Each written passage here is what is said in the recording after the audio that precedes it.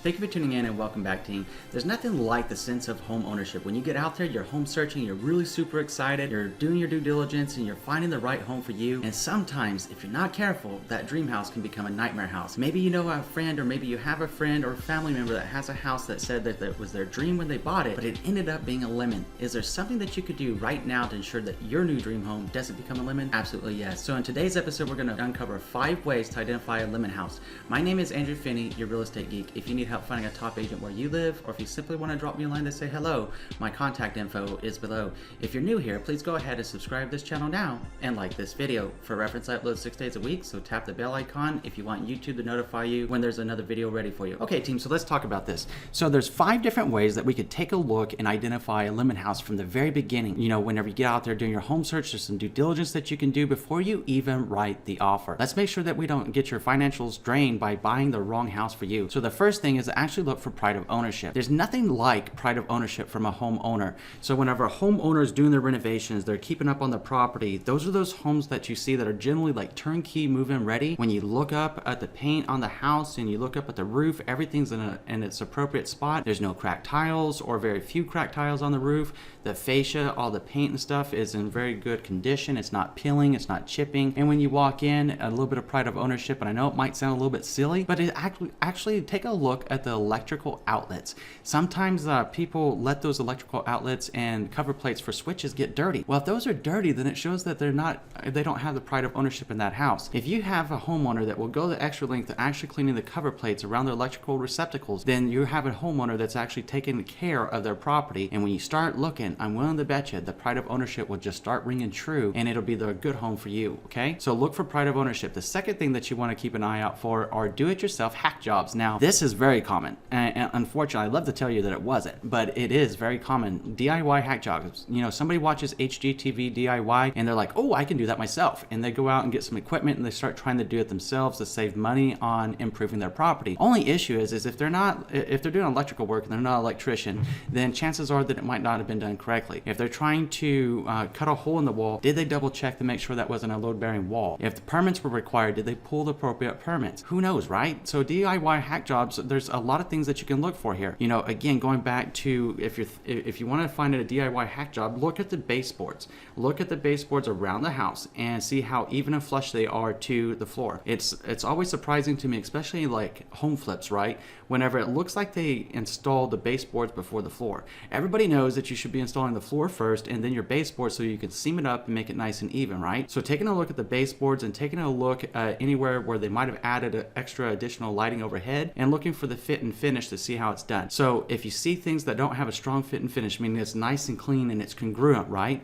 Then what happens is that's a good indication there might have been a hack job done on that house. And if that was done, then there's nothing worse than if you're going to go and do a home renovation. And let me tell you, the couple houses that I've bought here in Las Vegas, they've been pretty interesting. Every time I've done a renovation on both of those houses, I uncover something that's interesting. You know, on the current house that I'm shooting from right now, when I redid the master bathroom and we actually had everything taken out, would you know that the previous owner or whomever sometime in this home's short lifespan had actually gone into the wall and they thought it would be cute or they thought it would be appropriate to put outdoor landscaping pipe into the shower? That's a big no-no. You should be all copper in there, or at least ways for my house, and to my standard, it's copper now. But the point being is that it was plastic tubing that you would see on a drip irrigation system inside the shower. So I thought to myself, you know, it's very fortuitous and good universal energy or something that I was planning to do that renovation project and it happened, because otherwise something like that as a hack job could have caused a lot of water damage in my house, and I'm sure happy that I got to it beforehand. So that's something that you might not be able to see until you do a renovation,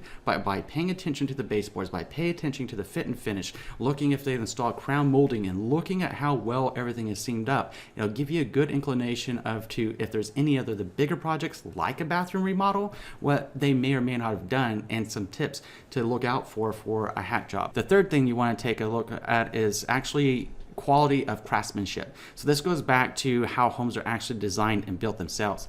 You know, I did a video recently, it was YouTube Live, so it was pretty fun, a YouTube Live video of a frame walk. So when you want to talk about how a house is built, that's a really good video probably to refer back to. I'll go ahead and put the card up for you so you can go back and check it out and see what a home looks like in its framing stage. The reason I bring it out is that you can look and see exactly how the electrical is being run, how does the plumbing look, how is it secured, you know, how are the electrical outlets placed, and how does does everything look. Some builders will go the extra mile to put everything in correctly, give you extra tolerances, and make sure that everything is absolutely right, and some may cut corners.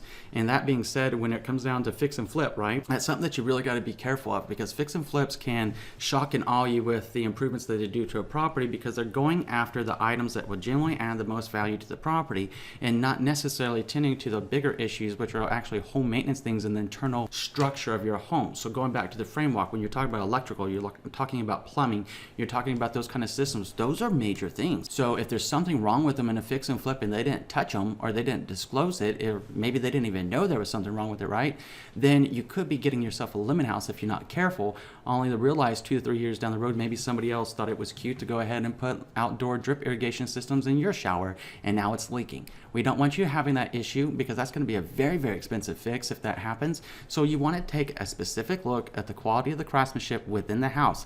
Now you want to start considering everything that's been done to the house. It's it's a telltale sign to me whenever I show a flip property if they installed new granite or they installed quartz and then they didn't even take the time to seam it up with the glue correctly, or seam it up with a bead of caulk or a bead of grout, however they were going to do it in that specific flip. It's very, very telling, because if you have gaps and you have holes, that's not a professional job. It doesn't look good, and the only thing that looked good about it was that it was a nice slab of granite or something, but the fit and finish was awful, right? So if you look at the craftsmanship style, then that'll be a good indication to whether that house is being appropriately maintained, or whether you might be getting yourself into a lemon. So you need to be paying very, very close attention to everything that is affixed to the house, because that's where your value is going forward, okay? Now the fourth thing that you want to do is you want to check for any missing permits. Were there permits required for any renovations that were done to the property? You want to crack down on building permits to ensure the enforcement of the safety and the code were done correctly, and many towns and cities have started to crack down on it actually, so you want to be careful. What happens if you buy a house that has unpermitted work? Well, there's a good chance that if you want to resell that house, you're going to have to pay for that permit. So if you're looking at a house and you're wondering if it has missing permits, you need to get with a trusted real estate advisor and get with the local building department and go ahead and check and see if there were any permits pulled on that property. If it was pulled, then you need to see if it was actually finished and there was a completion date and it was inspected to ensure everything was up to the safety standards and codes of your city and your local city, okay? So you want to make sure that you check with your local building department. That's where you go to find permits, the local building department in your city. Now the fifth point in today's episode is that you want to watch for signs of water damage. Obviously water damage can be very, very scary in a house because it's absolutely destructive. It can, especially if your house has sheetrock and everything else in it, like drywall, a lot of our homes do. Water gets in there, it can degrade that thing so fast, and even though we have nice healthy wood in our house whenever it's being constructed, unless you have a steel frame house, which is pretty cool, or a concrete house, which is pretty cool too, but most homes are going to be wood, right? They're going to be timber. So what happens whenever water sits on wood for a long time? It begins to rot it. And if that happens to be on a load-bearing wall or something, then you might start seeing sagging, you might start seeing structural degradation that could cause a lot of issues going forward.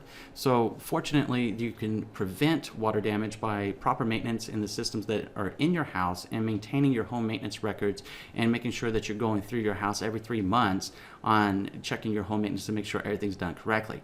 Now, I'm going to give you 5 real quick tips of things that show signs of water damage. Now, I'm not a home inspector, so you want to verify this information with your home inspector when you get ready to purchase your home, okay?